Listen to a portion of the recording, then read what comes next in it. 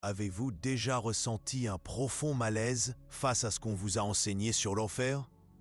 Comme s'il manquait une pièce du puzzle, une vérité cachée, un secret que l'on ne voulait pas que vous découvriez. Cette sensation n'est pas une coïncidence.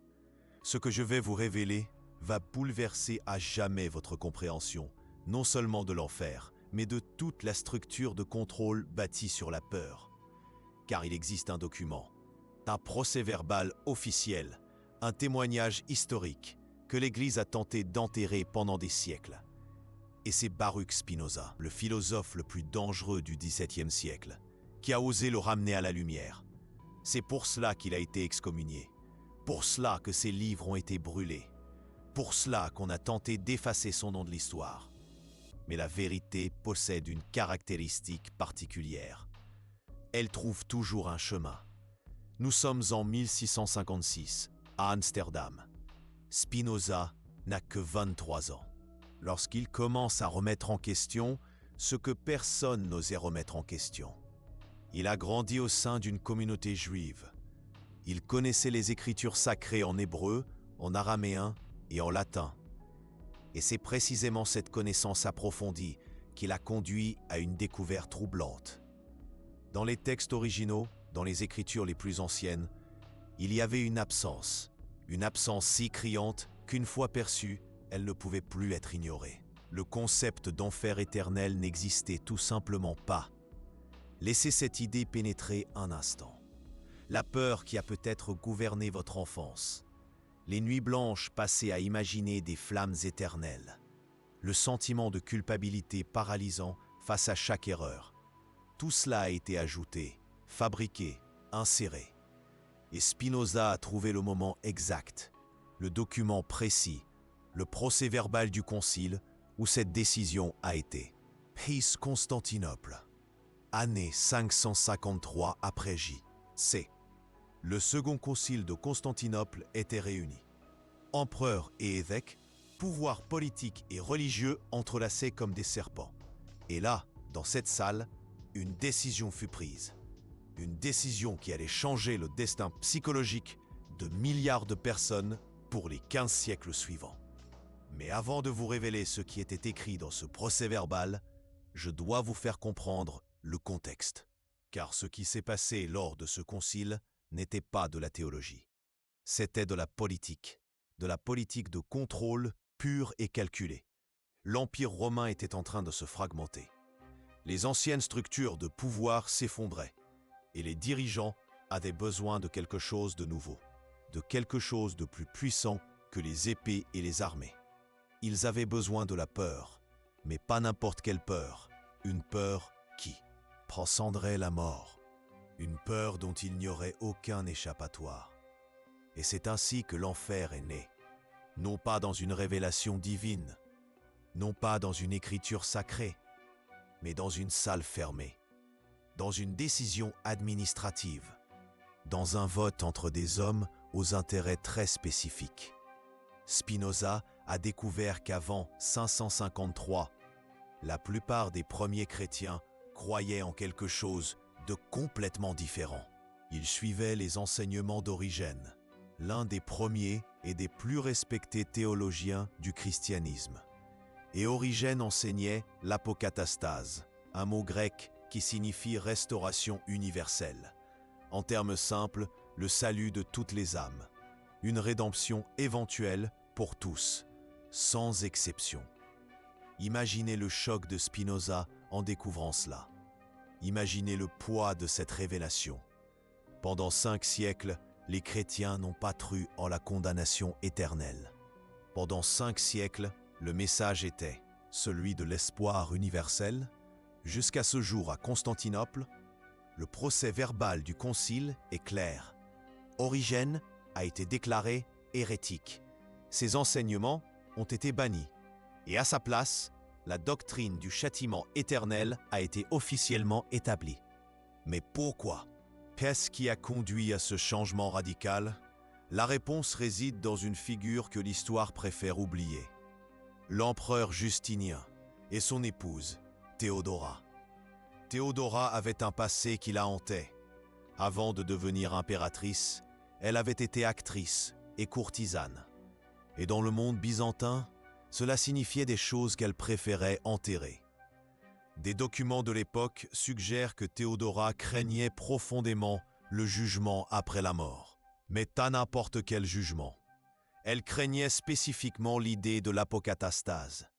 Car si toutes les âmes étaient finalement sauvées, cela signifiait qu'elle devrait affronter, dans l'éternité, ceux qu'elle avait lésés de son vivant. Cela semble absurde, peut-être. Mais les procès-verbaux montrent que c'est Théodora qui a fait pression sur Justinien. Et c'est Justinien qui a convoqué le concile. Et au moment où ce vote a été conclu, l'enfer éternel est entré officiellement dans la doctrine chrétienne. Spinoza est devenu obsédé par cette découverte. Il a commencé à en retracer les conséquences, à étudier comment cette seule décision avait façonné la civilisation occidentale. Et ce qu'il a trouvé est terrifiant dans sa simplicité. La peur de l'enfer était devenue l'outil de contrôle le plus efficace jamais créé. Plus puissant que n'importe quelle armée. Plus durable que n'importe quel empire. Car il ne contrôlait pas seulement le comportement, il contrôlait l'âme elle-même. Pensez à combien de décisions dans votre vie ont été influencées, même inconsciemment, par la peur du châtiment éternel. Pensez à combien de fois vous êtes senti indigne, souillé, condamné pour des pensées qui ne se sont même pas transformées en actes. Comprenez maintenant que ce poids que vous avez porté ne vient pas d'une source divine. Il vient d'une décision politique prise il y a 15 siècles. Spinoza a écrit à ce sujet dans des lettres secrètes. Des lettres qui n'ont été découvertes que des décennies après sa mort. Dans l'une d'elles, il décrit le moment exact où il a compris l'ampleur de cette fraude. C'était un après-midi d'hiver à Amsterdam. Il était dans son atelier, polissant des lentilles. Et soudain, la clarté l'a frappé comme un éclair. Toute la structure de la peur religieuse était une construction, une invention, un outil. Mais voici la partie que peu de gens connaissent. Spinoza ne s'est pas arrêté à la découverte. Il est allé plus loin. Il a commencé à enquêter sur d'autres conciles, d'autres décisions, d'autres doctrines qui ont été votées, débattues, négociées, comme s'il s'agissait de lois commerciales. Le concile de Nicée, en 325, où ils ont décidé quels évangiles seraient inclus dans la Bible et lesquels seraient détruits. Le concile de Carthage, en 397, où ils ont définitivement fermé le canon biblique, excluant des dizaines de textes qui racontaient des histoires différentes. Chaque concile, une décision politique. Chaque doctrine, un outil de pouvoir. Et le plus troublant, les enregistrements originaux de ces conciles existent toujours. Ils se trouvent dans les archives du Vatican, dans les bibliothèques anciennes, dans les monastères oubliés. Mais combien de personnes le savent? Combien de personnes ont accès à cette information? Spinoza savait qu'il s'attaquait à des forces dangereuses. Dans ses lettres, il mentionne la peur constante d'être découvert. Ce n'était pas de la paranoïa. 3 ans après avoir commencé à parler de ses découvertes, la communauté juive d'Amsterdam a émis contre lui l'érème le plus sévère de l'histoire. Le texte de l'excommunication existe toujours, et il est terrifiant par sa violence. Maudit soit-il le jour, et maudit soit-il la nuit. Maudit soit-il lorsqu'il se couche, maudit soit-il lorsqu'il se lève. Que Dieu ne lui pardonne jamais. Telles furent les paroles prononcées contre un homme dont le seul crime fut de révéler une vérité documentée. Mais pourquoi une telle violence? Pourquoi une telle peur d'un jeune philosophe qui ne faisait que polir des lentilles pour survivre? La réponse réside dans le pouvoir de la révélation qu'il apporta. Car lorsque vous découvrez que l'enfer a été voté et approuvé lors d'une réunion administrative, quelque chose de fondamental change en vous. La peur perd son pouvoir mystique, la culpabilité perd son autorité divine. Et soudain, vous vous retrouvez libre d'une prison dont vous ignoriez même l'existence. Spinoza a compris quelque chose que les autorités religieuses ont toujours su. L'enfer n'a pas été créé pour punir les méchants. Il a été créé pour contrôler les bons. Réfléchissez-y. Qui craint réellement l'enfer? Les psychopathes? Les tyrans? Les exploiteurs sans conscience? Non. Ceux qui craignent l'enfer sont les personnes sensibles, les personnes de conscience, celles qui se punissent déjà pour chaque petite faute. Exactement les personnes les plus faciles à contrôler. Et nous voici à une croisée des chemins de notre histoire, car ce que Spinoza découvrit ensuite fut encore plus révolutionnaire. Il trouva des preuves que les chefs religieux eux-mêmes, qui promouvaient la doctrine de l'enfer, n'y croyaient pas. Des lettres privées entre évêques, des journaux intimes de Tape, des documents révélant une vérité choquante. Pour l'élite religieuse, l'enfer a toujours été un outil, jamais une croyance. Il y a un document spécifique que Spinoza mentionne. Une lettre du pape Léon X au cardinal Bembo, écrite en 1520. Dans cette lettre, le pape aurait prononcé une phrase devenue infâme dans les cercles historiques les plus restreints. Quantum nobis prodest haec fabula Christi. Combien cette fable du Christ nous est utile? L'authenticité de cette lettre est débattue à ce jour. Mais Spinoza y croyait. Et plus important encore, il trouva des schémas similaires dans des dizaines d'autres documents. Des chefs religieux parlant ouvertement, entre eux, de la manière d'utiliser la peur de l'enfer pour maintenir le pouvoir, pour accumuler des richesses, pour contrôler rois et reines. Et voici le détail le plus cruel. Ils savaient exactement les dommages psychologiques qu'ils infligeaient. Il existe des registres de confessionnaux de l'époque où des prêtres décrivent l'état mental de personnes terrorisées par la peur de l'enfer. Des enfants incapables de dormir, des adultes dans un état de panique constant, des personnes âgées mourant dans une terreur absolue. Et la réponse de l'Église?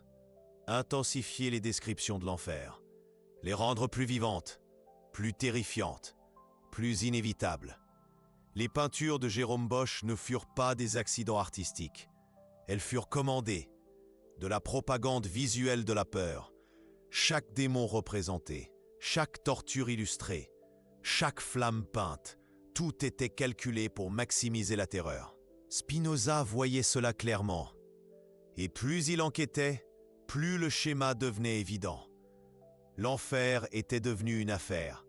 Des indulgences vendues pour échapper au feu éternel. Des dons extorqués à des personnes désespérées.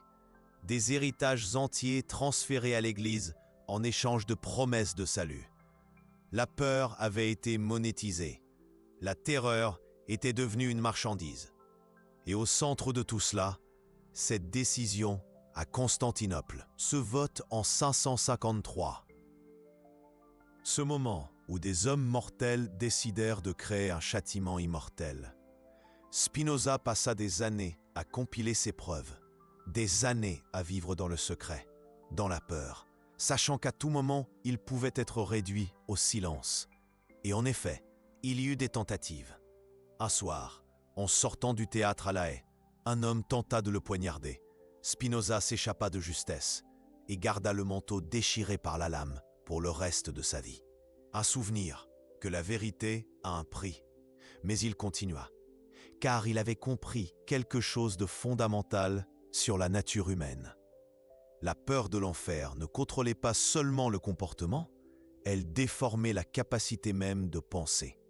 Les personnes élevées sous la terreur du châtiment éternel développaient une psychologie spécifique, un mélange de culpabilité, de honte et de soumission qui les rendait incapables de remettre en question l'autorité. C'était le contrôle parfait, car la prison était dans l'esprit, et le prisonnier était son propre geôlier.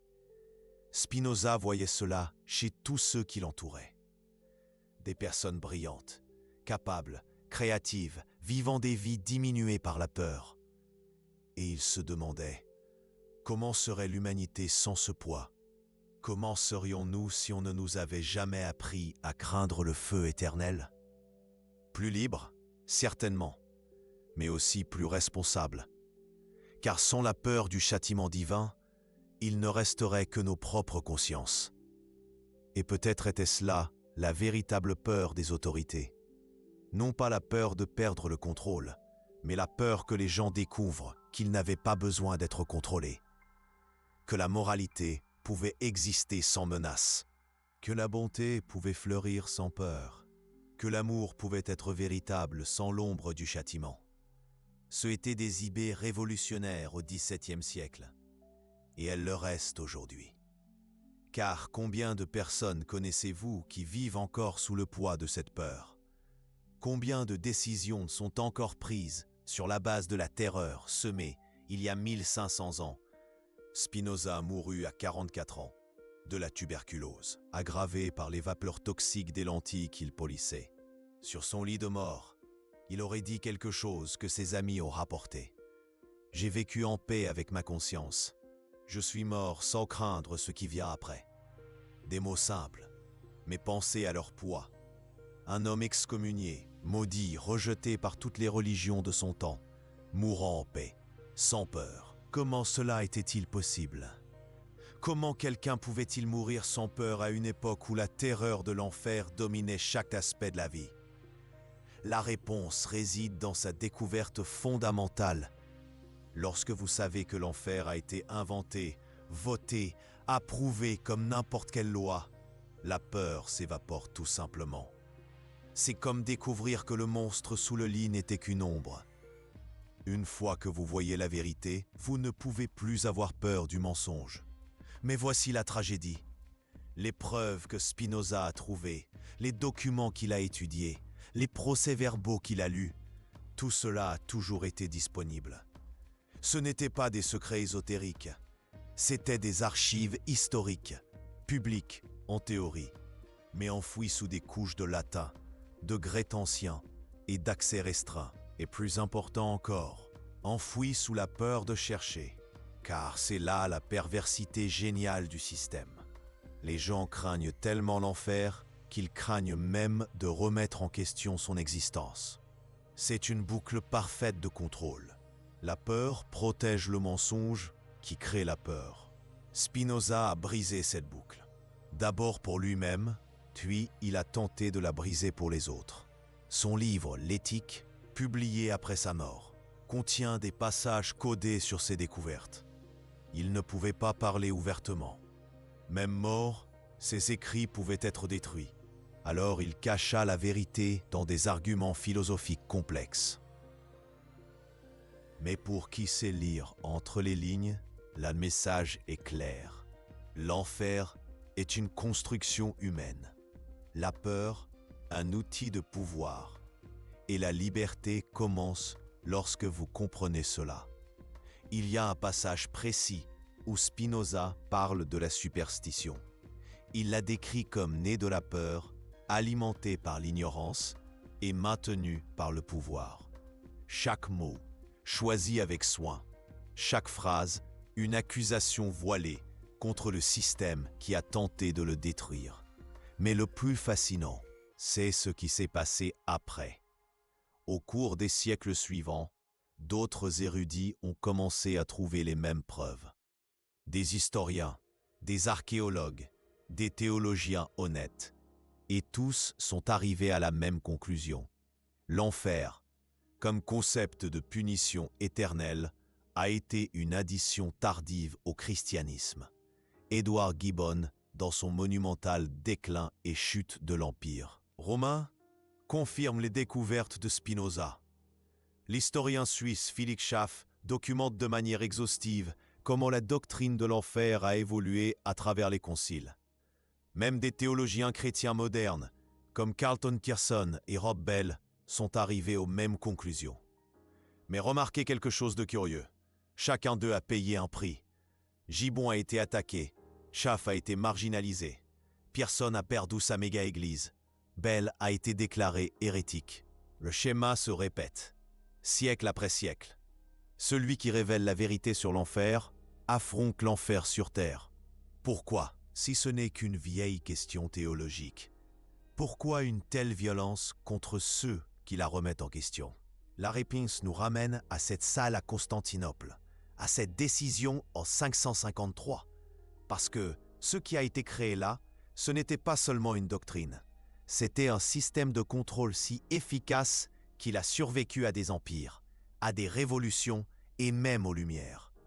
Pensez à toutes les structures de pouvoir qui sont tombées au cours des 1500 dernières années. Des royaumes, des dynasties, des idéologies. Mais la peur de l'enfer est restée. Elle s'est adaptée, elle s'est modernisée, mais elle est restée. Aujourd'hui, elle n'est peut-être plus peinte avec les couleurs vives de Bosch, mais demandez à n'importe quelle personne élevée dans un environnement religieux ses peurs les plus profondes. La réponse sera toujours une variation du même vieux terreur. Et si je ne suis pas assez bien? Et si je suis condamné? Et si le feu éternel est réel? 1500 ans après Constantinople, la peur fonctionne toujours. Mais voici ce que Spinoza a compris et que peu de gens comprennent encore aujourd'hui. Le problème n'est pas seulement l'enfer, c'est ce que la croyance en enfer fait à l'esprit humain. Elle crée une psychologie de victime et de bourreau à la fois. Vous êtes la victime de la peur et le bourreau de vous-même. Chaque pensée impure est autoflagellation. Chaque désir naturel est autocondamnation. Chaque erreur humaine est un combustible pour le feu intérieur. Et le plus cruel, c'est transmis de génération en génération. Des parents terrorisés créent des enfants terrorisés. Des grands-parents traumatisés transmettent des traumatismes. La peur devient héréditaire, non par génétique, mais par endoctrinement. Spinoza a vu cela dans sa propre famille. Des Juifs qui ont fui l'Inquisition en Espagne et au Portugal, transportant non seulement des souvenirs de persécution, mais aussi des peurs intériorisées. Même libres à Amsterdam, ils restaient prisonniers de la terreur qu'ils avaient intériorisée. Et lorsque Spinoza a tenté de les libérer en montrant que la peur était fabriquée, ils l'ont violemment rejetée. Parce qu'il y a quelque chose de plus terrifiant que la peur de l'enfer. C'est de découvrir que vous avez vécu toute votre vie dans la peur de quelque chose qui n'existe pas. C'est d'affronter le fait que vos sacrifices, vos renoncements, vos autoflagellations étaient basés sur un mensonge. Pour beaucoup, il est plus facile de continuer à croire en l'enfer que de faire face au vide laissé par son absence. Spinoza a compris cela aussi. Dans ses lettres, il parle de la difficulté de libérer des esprits emprisonnés. Il ne suffit pas de montrer que les chaînes sont fausses. Il faut apprendre à la personne à marcher sans elles. Et nous arrivons ici au point crucial de notre histoire. Parce que Spinoza n'a pas seulement dénoncé le mensonge, il a offert une alternative. Une éthique basée non sur la peur, mais sur la compréhension. Une moralité née, non de la menace, mais de la raison. Une vie guidée non par la terreur du châtiment, mais par la recherche de la vérité. C'était trop révolutionnaire pour son époque. Et peut-être est-ce encore trop révolutionnaire pour la nôtre. Parce que nous vivons dans un monde où la peur est encore la monnaie d'échange du contrôle. Non seulement la peur religieuse, mais des peurs fabriquées dans toutes les sphères. Peur de l'échec, peur du rejet, peur de ne pas être assez. Tous les échos de cette peur primordiale créée à Constantinople. La structure est la même, seules les apparences ont changé. Et la solution de Spinoza reste la même.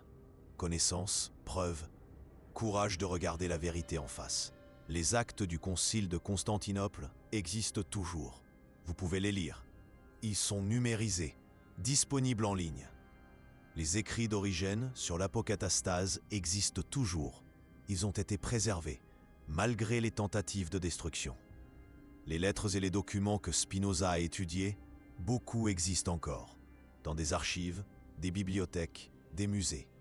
La preuve est là, en attente, comme elle, l'a toujours été. La question est, avez-vous le courage de regarder? Parce qu'une fois que vous voyez, vous ne pouvez plus ne pas voir. Une fois que vous savez, vous ne pouvez plus ne pas savoir. Et une fois que la peur s'en va, qu'est-ce qui reste? Spinoza dirait, il reste vous, votre vrai moi. Non pas le moi terrorisé et diminué par la peur, mais le moi capable de choisir le bien parce qu'il est bon, non pas parce qu'il craint le châtiment. Le moi capable d'aimer génuinement, non par obligation divine. Le moi capable de vivre pleinement, non sous l'ombre de la condamnation. Mais il y avait encore une autre couche dans la découverte de Spinoza. Quelque chose qu'il a simplement suggéré dans ses écrits, mais que des chercheurs ultérieurs ont confirmé. La décision de créer l'enfer en 553 n'était pas isolée. Elle faisait partie d'un projet plus vaste de consolidation du pouvoir. L'Empire romain se christianisait et les dirigeants avaient besoin d'une religion au service des objectifs impériaux. Une religion d'amour universel et de pardon infini ne servait à rien. C'était trop, trop libertaire, trop difficile à utiliser comme outil de conquête. Mais une religion avec un enfer éternel, cela était utile. Cela justifiait les croisades. Cela légitimait les inquisitions. Cela maintenait les masses obéissantes. Et ainsi, le christianisme a été reformulé. D'un message d'espoir universel à un système de terreur sélectif. Les doux hériteraient la terre, oui, mais seulement s'ils étaient doux de la bonne manière, obéissant à la bonne autorité, soumis au bon pouvoir. Spinoza a retracé cette transformation à travers les siècles. Il a vu comment chaque guerre sainte était justifiée par la peur de l'enfer. Tuer les infidèles, ou ils iront en enfer. Torturer les hérétiques pour sauver leurs âmes. Brûler les sorcières avant qu'elles ne répandent la condamnation. Toujours l'enfer comme justification. Toujours la peur comme motivation.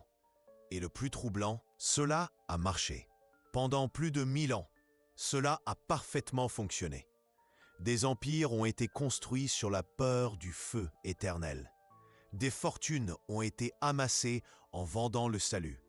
Des génocides commis au nom du salut des âmes de la condamnation. Spinoza voyait tout cela avec une clarté cristalline. Et sa conclusion fut dévastatrice. L'enfer n'était pas le résultat de la religion. L'enfer était le but de la religion institutionnalisée.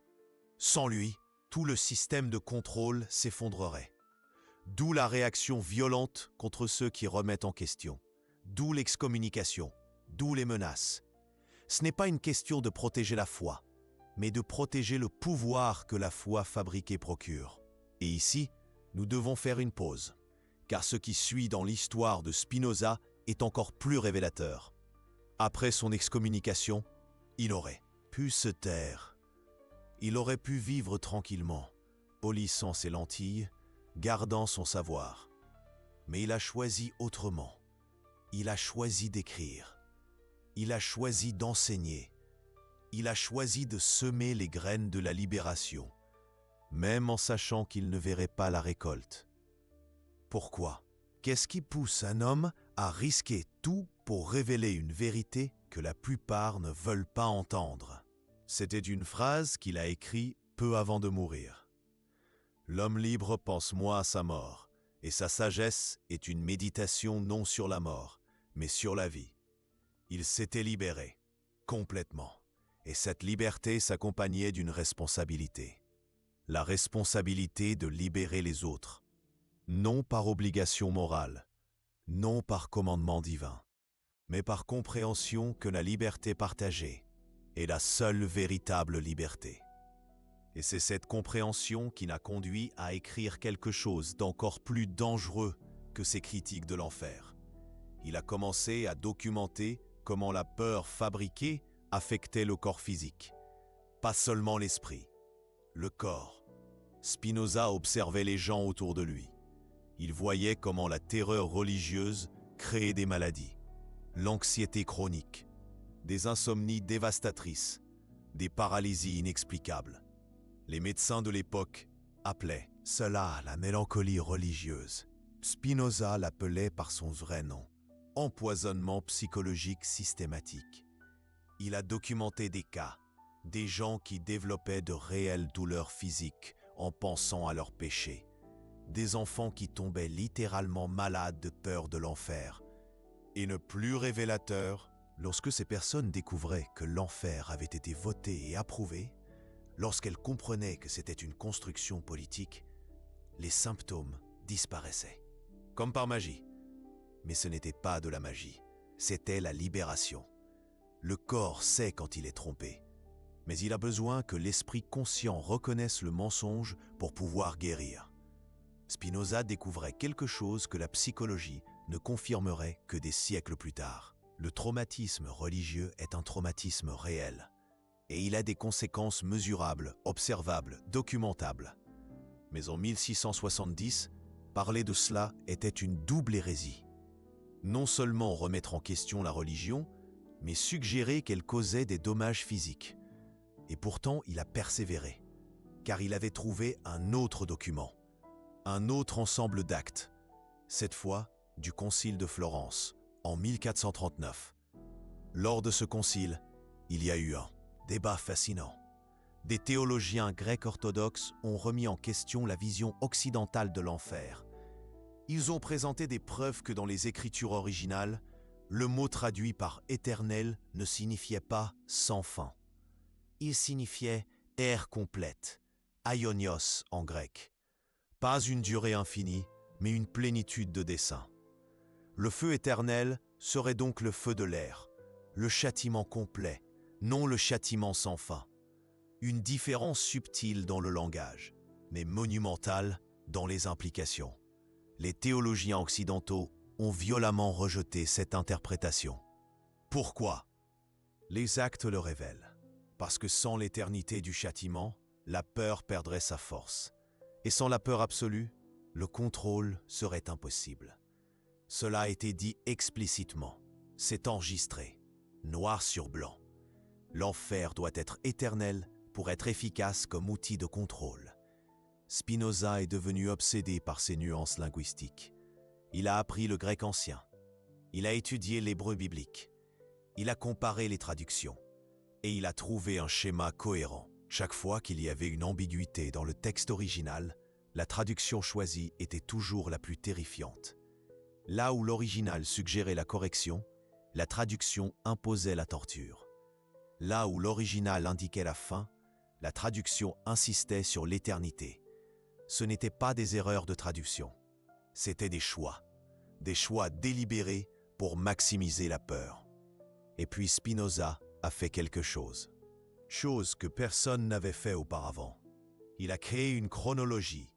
Il a cartographié exactement quand chaque élément de l'enfer moderne a été ajouté à la doctrine. 3e siècle, l'enfer comme lieu de punition. 4e siècle, les démons comme tortionnaires. 5e siècle, le feu littéral et physique. 6e siècle, l'éternité sans possibilité d'échappatoire. 7e siècle, hiérarchie des punitions selon le type de péché. Chaque siècle, une nouvelle couche de terreur. Comme des sédiments géologiques de peur qui s'accumulent. Et le plus fascinant, il a rencontré une résistance à chaque étape. Il y a toujours eu des voix qui remettaient en question. Des théologiens honnêtes soulignant les incohérences. Des mystiques affirmant que l'amour divin était incompatible avec la torture éternelle. Mais ces voix ont été systématiquement réduites au silence, excommuniées, effacées des registres officiels. Spinoza a compilé une liste, des centaines de noms à travers les siècles, des gens qui ont remis en question l'enfer et qui en ont payé le prix. Et il a remarqué un schéma troublant. Plus l'Église accumulait de pouvoir, plus la défense de l'enfer était violente, comme si l'enfer et le pouvoir institutionnel étaient inséparables. Détruire l'un serait détruire l'autre, et c'était peut-être exactement ça. Il y a une lettre que Spinoza a écrite à un ami, jamais envoyée, trouvée parmi ses papiers après sa mort. Elle pose Une question qui résonne à travers les siècles. Si Dieu est un amour infini, comment peut-il créer une souffrance infinie? Et s'il ne le peut pas, qui l'a créé? La réponse était dans les actes, dans ces documents poussiéreux, dans ces décisions administratives. Des hommes ont créé l'enfer. Des hommes avec des noms, des adresses, des motivations politiques spécifiques. Justinien et Théodora en 553, le pape Grégoire Ier en 590, le concile de Latran en 1215, chacun ajoutant des éléments, chacun intensifiant la terreur, chacun utilisant la peur comme ciment pour construire des empires. Mais Spinoza a découvert quelque chose d'encore plus profond, quelque chose qui l'a plus perturbé que toutes les autres découvertes. L'enfer n'avait pas seulement été créé, il avait été testé et affiné. Il existe des documents de l'Inquisition décrivant des expériences. Quelle description de l'enfer provoquait le plus de confessions? Quelles images brisaient la résistance le plus rapidement? C'était la science de la terreur, la méthodologie de la peur, l'ingénierie inverse de la psyché humaine pour trouver les points de vulnérabilité maximale. Et ça marchait. Dieu, comme ça marchait. Des gens confessaient des crimes qu'ils n'avaient pas commis, remis des fortunes qu'ils ne devaient pas, se soumettaient à des autorités qu'ils ne respectaient pas. Tout pour échapper au feu qui n'existait que dans l'imagination, mais qui avait été planté si profondément qu'il devenait plus réel que la réalité. Spinoza voyait cela comme le crime parfait. Voler non seulement des biens ou la liberté, mais la capacité même de penser librement. Et le plus cruel, qu'est-ce qu'il y a?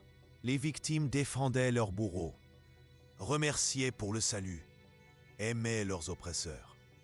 C'est ce que nous appellerions aujourd'hui le syndrome de Stockholm spirituel. Mais Spinoza ne disposait pas de ce terme. Il parlait du grand empoisonnement, et il a consacré les dernières années de sa vie à tenter de créer un antidote. Non pas à travers une autre religion, non pas à travers un autre système de croyance, mais à travers la raison pure, l'évidence, le courage de penser. Son Éthique, publié à titre posthume, est cet antidote. Chaque proposition une dose de clarté, chaque démonstration un exercice de libération. Mais peu l'ont compris à l'époque, et peu le comprennent encore aujourd'hui. Parce que l'antidote exige quelque chose que le poison avait détruit, la capacité de faire confiance à sa propre raison. Des personnes élevées dans la peur apprennent à se méfier de leurs propres pensées. Après tout, la mauvaise pensée peut mener au feu éternel. Comment faire confiance à son esprit lorsqu'il peut être la source de sa condamnation? Spinoza comprenait ce paradoxe, et il a offert une solution radicale. Commencer par douter de tout, y compris de l'enfer, surtout de l'enfer. S'il résiste à l'examen de la raison, acceptez-le. S'il ne résiste pas, rejetez-le. Simple, mais révolutionnaire, car pour la première fois en 1000 ans, quelqu'un disait que vous aviez le droit de juger l'enfer, au lieu d'être jugé par lui. La réaction fut prévisible. Ses livres furent bannis dans toute l'Europe. Son nom devint synonyme d'athéisme et de perversion. Mais les idées ne peuvent pas être brûlées. Et lentement, très lentement, elles ont commencé à se répandre. Des penseurs des Lumières ont lu Spinoza secrètement. Voltaire, Rousseau, Kant, tous influencés par le polisseur de lentilles qui osa remettre en question l'inquestionnable. Et chacun, à sa manière, a poursuivi. Le travail. Démantelons l'édifice de la peur, brique par brique, argument par argument. Mais l'enfer s'est avéré résilient. Il s'est adapté, il s'est modernisé. Au XIXe siècle, lorsque le feu littéral a commencé à paraître trop médiéval, est apparu l'enfer psychologique, la séparation de Dieu, le tourment existentiel, moins dramatique visuellement, mais tout aussi efficace comme outil de contrôle, au XXe siècle, avec la psychologie moderne. L'enfer s'est intériorisé encore plus. Il est devenu la conscience sombre, le ça refoulé, la culpabilité existentielle, toujours en train de s'adapter, toujours en train de survivre, toujours en train de maintenir sa fonction essentielle, de créer la peur et l'obéissance. Et nous voilà, 21e siècle, l'ère de l'information, l'ère où les procès-verbaux de Constantinople sont à un clic de distance. Mais combien cliquent, combien cherchent, combien veulent vraiment savoir? Parce que Spinoza avait raison sur quelque chose de fondamental. La libération de la peur n'est pas seulement intellectuelle, elle est émotionnelle, elle est viscérale, elle est terrifiante. Découvrir que vous avez été trompé toute votre vie n'est pas libérateur dans un premier temps. C'est dévastateur. Tous les sacrifices faits au nom de la peur, toute joie niée, toute occasion manquée, tout basé sur un mensonge voté en 553. Comment traiter cela? Comment intégrer cette révélation sans s'effondrer? Spinoza a offert un chemin, non pas à travers la colère, non pas à travers le ressentiment, mais à travers la compréhension.